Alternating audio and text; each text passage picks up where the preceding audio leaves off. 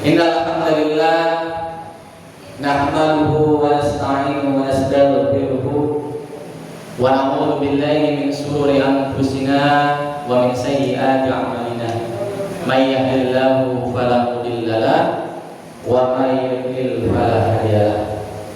Asyhadu an la ilaha illallah wa asyhadu anna Muhammadan abduhu wa rasuluhu la nabiyya ba'da. Allahumma shalli ala Muhammad wa ala ali Muhammad wa sahbihi wa man ihtada bihudahu ila yaumil qiyamah. Hadirin jemaah salat Isya dan salat Qiyamul Lail yang dirahmati oleh Allah Subhanahu wa taala.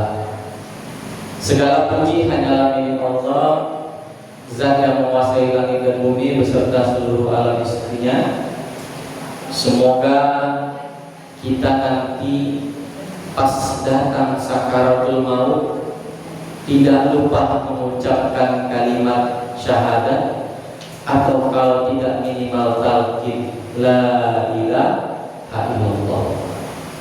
Berselawat kita tadi kepada junjungan Nabi besar Muhammad SAW, sang pencerah dan tokoh revolusi di zaman kebodohan dan kegelapan, mengajarkan umat manusia nilai-nilai kebaikan untuk selamat hidup di dunia maupun di akhirat.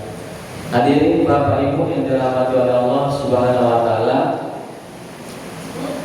ini adalah minggu keempat saya sekaligus terakhir ya Pak ya di sini, maka saya ingin mengingatkan kepada Bapak Ibu supaya nanti saya closing statement jangan sampai kita gampang membilang orang setan ataupun iblis. Tetapi saya ingin flashback minggu lalu, apa yang saya ucapkan langsung kejadian malamnya Bapak Ibu. Kalau Ibu dengar, cara kerja setan itu membangkitkan emosi kita. Emosi itu dipengaruhi oleh 3 faktor: apa yang kita dengar, apa yang kita lihat, dan apa yang kita rasakan. Apa yang terjadi Bu? Pemerintah Konoha bernama Bahlul, tahu ya? Dia statement bahwa BBM stoknya cuma 20 hari. Kalau Ibu ingat yang saya bilang, emosi akan melahirkan rasa was-was. Ketika pemerintah berbicara stok BBM cuma 20 hari, masyarakat panik. Emosi melahirkan was-was. Was-was melahirkan apa Bu? Was-was melahirkan tamak. Kan itu saya bilang. Ketika panik, semua orang pergi ke BBM, beli banyak-banyak. Bahkan ada yang menimbun. Habis was-was, muncul sifat tamak, muncul sifat yang selanjutnya namanya iri.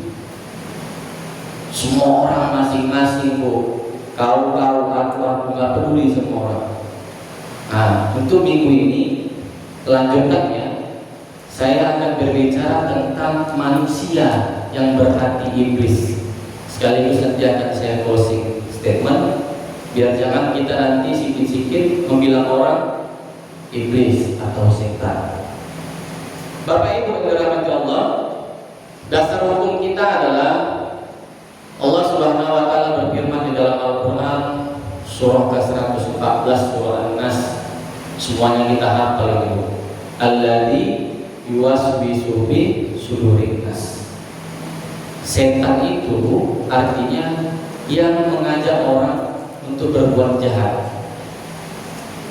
Berarti kalau siapa di antara kita membuat orang jahat, maka kita masuk dalam kategori setan. Ibnu Katsir menyampaikan kepada kita bahwa manusia yang bisa menjadi setan itu ada 3, kata Ibnu Katsir. Yang pertama, mengajak kepada maksiat. Maksiat apa kira-kira yang hari ini paling sering kita lakukan? yaitu maksiat di sosial media. Dulu perempuan kalau mau mengobrol tubuhnya, mengeksploitasi tubuhnya, menampakkan auratnya, dulu dibayar. Perempuan melalui media film dewasa. Sekarang hanya dengan melalui sosial media, anak-anak kita, khususnya anak perempuan, dengan sendirinya mau menunjukkan tubuhnya, mengeksploitasi lekuk tubuhnya, dan membuka auratnya. Bedanya kalau dulu dibayar, sekarang belum tentu dibayar. Kalau viral, kalau nggak viral, ya nggak dibayar. Perhatikan TikTok, perhatikan Facebook, perhatikan Instagram, perhatikan YouTube. Anak-anak kita semuanya hari ini menggunakan sosial, khususnya perempuan, untuk menunjukkan tubuhnya. Ini bahaya maksiat. Siapa korbannya? Laki-laki. Laki-laki melihat perempuan yang menunjukkan tubuhnya, bukan lagi melihat secara jiwa, Pak. Tapi yang kita lihat apa, Pak? Tubuhnya. Yang nggak usah munafik lah, Pak. Kadang pun saya nampak di Facebook kok. Tertengok juga kan, namanya lewat di beranda. Nggak ditengok saya, ditengok bagus, Mbak. Makanya apa kan saya banyak hilang, Pak. Karena pantang orang yang punya hafalan itu melihat seperti itu. Tapi tertengok. Ini bahayanya, Bu. Maksiat melalui sosial media. Ketika laki-laki menonton sosial media, maka otaknya akan bermain. Apa efek selanjutnya, Bu? Nonton video porno. Ini dosanya jahiliyah banyak, panjang. Inilah namanya maksiat. Kemudian Bapak Ibu, yang kedua, kata Ibnu Katsir, menghiasi kebatilan agar terlihat baik.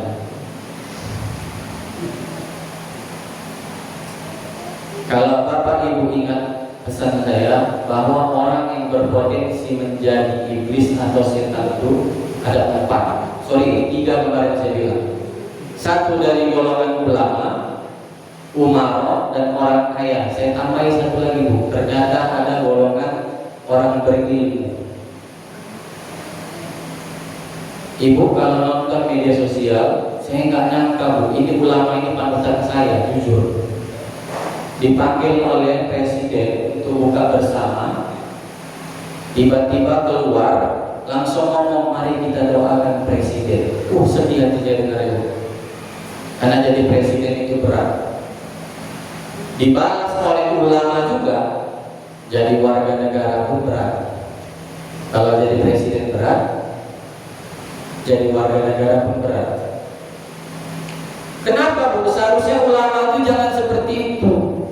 Harusnya ulama itu mengingatkan umara. Kesalahan umara hari ini adalah gabung ke BOP dengan dalil untuk perdamaian Palestina. Boro-boro mau perdamaian. Maka, Bu, saya ingatkan khusus untuk saya juga, hati-hati hari ini kita memilih umara. Hati-hati hari ini kita memilih ulama. Hati-hati hari ini kita mengagungkan orang kaya, dan hati-hati kita hari ini mengagungkan orang berilmu. Ini nyata, Bu. Seorang ulama kalau sudah memuji umara, dipertanyakan itu. Kemudian yang ketiga, kata Ibnu Katsir, orang yang menyesatkan manusia dari agama. Ibu dan bapak mungkin pernah melihat di sosial media ada seorang ustaz ngomong Ayo kita bela Israel. Masuk emosi dari. Masa kita bela Israel, orang yang membunuh, membantai saudara kita seakidah dan seagama?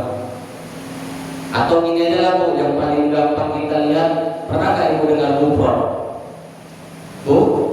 Gufron tahu gak? Penjaga pintu neraka. Tahu Pak?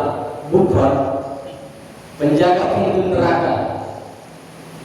Nah, siapa yang bisa menyesatkan manusia dari agama Bu? Orang-orang tokoh agama Bu. Jujur aja saya bilang. Menteri agama kita, Menteri agama Konohala nanti Pak yang dua, dibilang ejakan gak populer. Ini mau akhir zaman Bu. Dajjal itu paling hitungannya keluar, hitungan menurut para ulama dan ahli militer itu paling lama 2037. Karena 2037 itu puncak perang dunia. Dajjal keluar ketika perang Bu.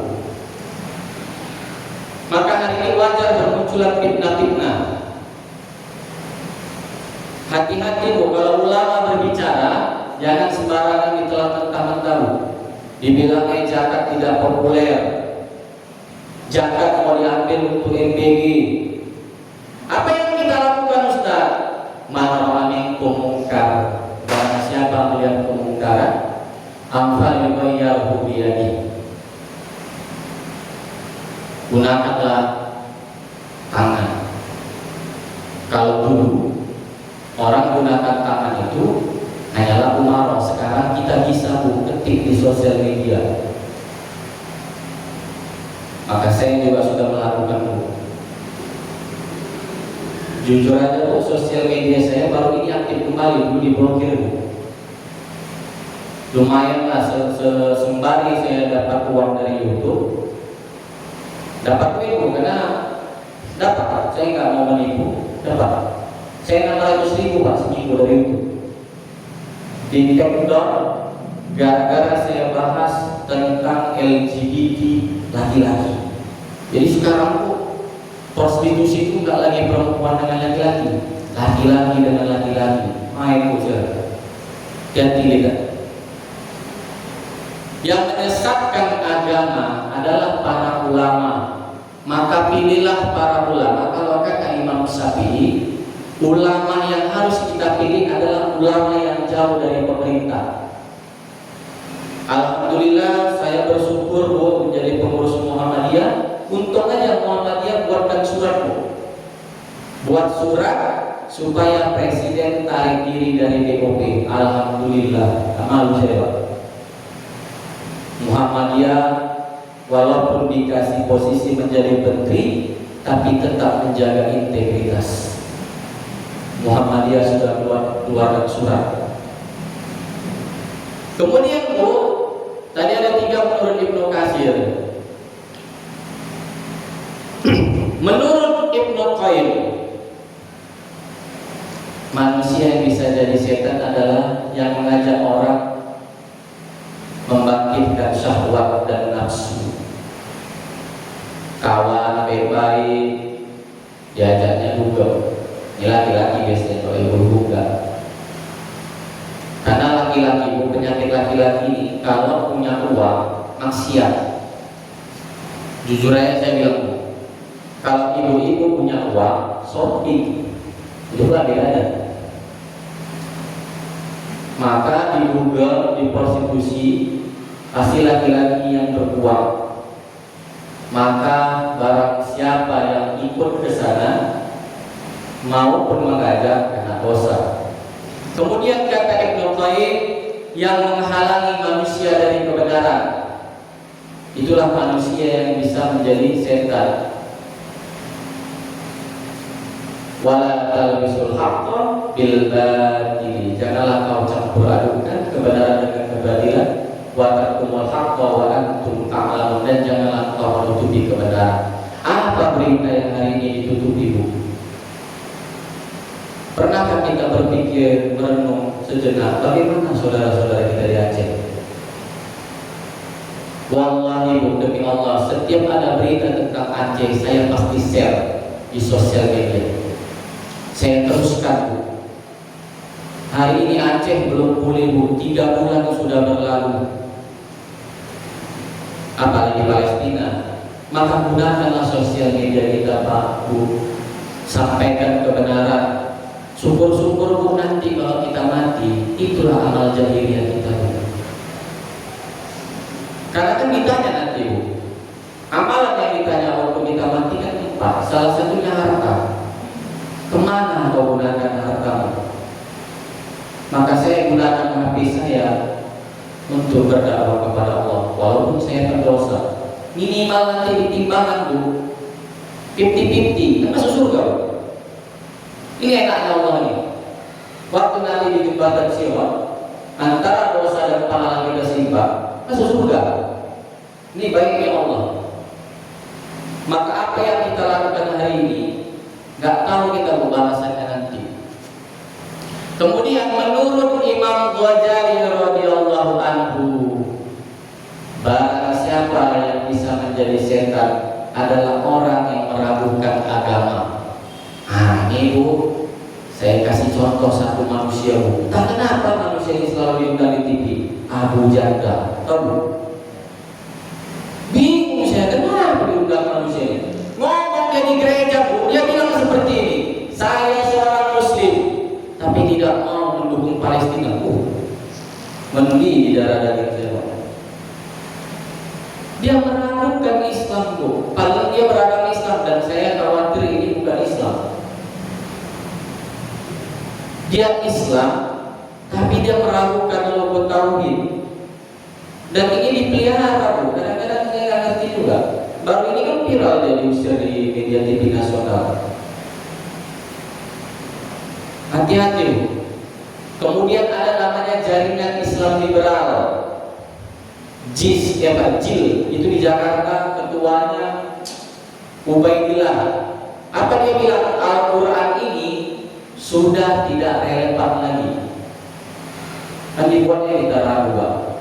Padahal Allah sudah berfirman di dalam Al-Quran surah Al-Baqarah 30, wa in kuntum fi raibin mimma nazzalna ala abdina fa'tu bi suratin min mithlihi. Allah yang garansi Pak. Al-Quran ini dijaga. Jadi kalau ada orang bilang Al-Quran ini diragukan, maka perlu kita tanda tanya. Kemudian kata Imam Ghazali radhiyallahu anhu, sama dengan pembahasan kita yang lalu, bahwa setan yang paling berbahaya itu adalah dari golongan manusia. Jadi Bapak Ibu, intinya setan itu mengajak kepada kejahatan. Maka janganlah kita jadi setan. Ibu-ibu mau dengarkan ceramah, jangan diajak ghibah. Bapak-bapak mau ke sholat tarawih, jangan diajak kopi. Betul nggak Pak? Kasihan itu orang. Hebat. Bagus sama mau sholat tarawih ya. Dibawanya ke kedai kopi, selesai. Udah dicatur aja dulu kita. Dan terakhir Bu, siapa yang menjadi iblis? Allah Subhanahu wa taala berfirman di dalam Al-Qur'an surah Al-Baqarah ayat 30. Wa idh qala rabbuka lil malaikati inni ja'ilun fil ardi khalifah. Qalu ataj'alu fiha may yufsidu fiha wa yasfiku dima. Kira-kira betul nggak di malaikat yang ngomong? Saya lama mempelajari ini Pak. Kenapa malaikat berkata kepada Allah, ya Allah ngapain kau ciptakan manusia hanya untuk merusak dan membunuh, sementara malaikat tidak memiliki hawa nafsu? Berarti ada yang ngompori. Dan ini adalah kajian dari Muhammad Ali. Semua ustaz saya lihat ceramahnya itu tentang iblis, dan saya lebih suka dengan ceramah Muhammad Ali. Dia bilang ayat ini adalah komporan iblis. Kenapa? Masuk akal Bu. Karena waktu itu iblis Ajajili adalah pemimpin tertinggi, panglima perang. Seorang pemimpin sangat mudah mempengaruhi bawahannya. Maka tujuan iblis selanjutnya adalah menjadikan manusia itu merusak dan membunuh. Nah, syarat untuk mau jadi iblis Bapak Ibu berdasarkan ayat ini ada 3. 1, merusak. Siapa kira-kira yang merusak Pak? Manusia. Ada guyonan Pak, guyonan ini agak lucu. Ada dua sejoli, mohon maaf, buang air kecil sembarangan di hutan. Buang air kecil sembarangan di hutan, diikuti oleh makhluk halus. Netizen komentar, giliran kencing sembarangan diikuti, giliran hutan dibabaki dibiarin. Enggak setan, enggak manusia, sama aja, hanya menyerang rakyat kecil. Itu kata dia. Kenapa kira-kira setan itu dibakar di hutan yang tidak mau mengganggu? Nah, ini ucapan penutup saya Bu. Ada seorang rapper asal Amerika namanya Ice-T. Beliau mengatakan bahwa ngapailah, saya heran dia orang, kenapa membandingkan antara setan dengan Trump. Setan itu memang jahat, tetapi tidak sejahat Trump. Berarti Trump ini siapa Pak? Iblis. Iblis dari manusia, merusak, membunuh. Siapa yang memulai perang hari ini Pak? Amerika. Kalau ada orang percaya dengan Amerika, keimanan kita perlu diperiksa Pak Bu. Karena Amerika seperti yang minggu lalu saya bilang adalah negara yang mengatakan Islam sebagai terorisme. Maka kalau kita percaya dengan mereka, maka periksa keimanan kita. Syarat menjadi iblis Bu ada 3: merusak, membunuh, dan yang ketiga menghina nama Allah atau memurtadkan manusia. Jadi kalau itu syarat jadi setan, mengajak orang berbuat jahat. Kalau mau jadi iblis, merusak, membunuh, dan menghinakan nama Allah. Itu saja gambarannya Bu. Jadi saya berharap kita yang ada di masjid ini jangan sampai merusak, khususnya merusak alam, jangan sampai membunuh, dan jangan sampai memurtadkan orang. Maka kalau sudah 3 ini, jatuhlah pasalnya Bu, kita iblis. Wujud manusia tapi berarti iblis. Kalau setan tadi mengajarkan kita berbuat jahat. Kurang lebih itu aja Pak Bu. Saya harap jangan kita nanti suka membilang orang iblis, suka bilang orang setan, tapi lebih baik diam. Ketika kita melihat orang dalam kemungkaran, diam dulu, cerna dulu baru kita ponis. Billahi fisabilillah, astagfirullah khairan. Wassalamualaikum warahmatullahi wabarakatuh.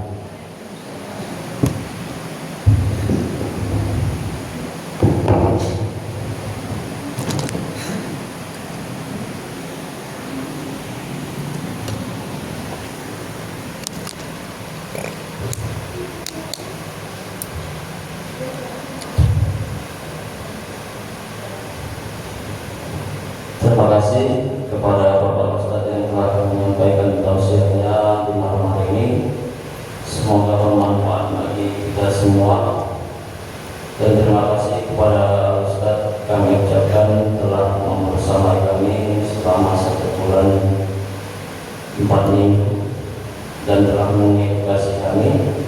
Dan kita